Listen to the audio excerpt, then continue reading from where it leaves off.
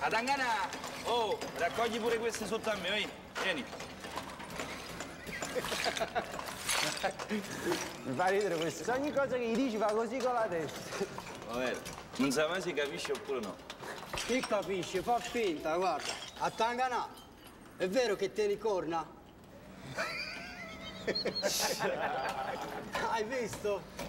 Guarda, è meglio che non capisci. Sai quanti scemi come a te ci stanno che fanno sta cosa? A Salvatore, non ti arrabbiare. Io scherzare. Ma io posso su e stesse, siamo incazzati invece. Oh, guarda che ci sta. Sono loro. La macchina là, gli specchietti sono ancora rotti. Aiuti, non stai in regola, se ne essi. Allora, ma come ci spiega chi sta a Tangana? Vieni con me, ce ne dobbiamo andare, vieni. Aiutiamo! Caga cazzo, guarda che dobbiamo fare per campare.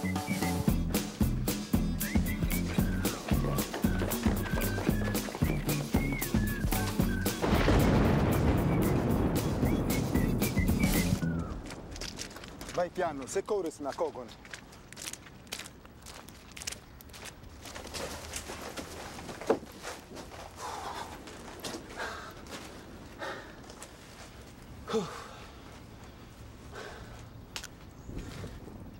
Vuoi?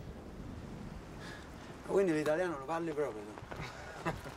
Ma è meglio che tutti pensano che non lo parlo. Sei furbo, eh? E che mangi imparato a campare.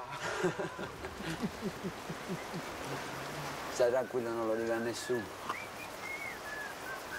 Di dove sei tu? Camerun. E tu?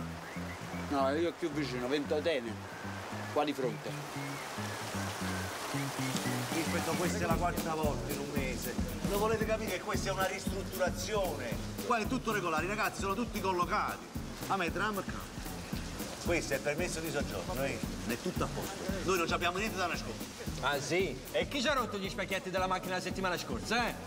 Ma che ne so dei vostri specchietti? Che c'entro io? Dottor, stanno un sacco di gente cattiva in giro.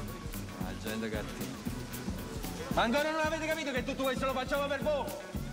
Ma dottor, non cazzate, l'hai già capito.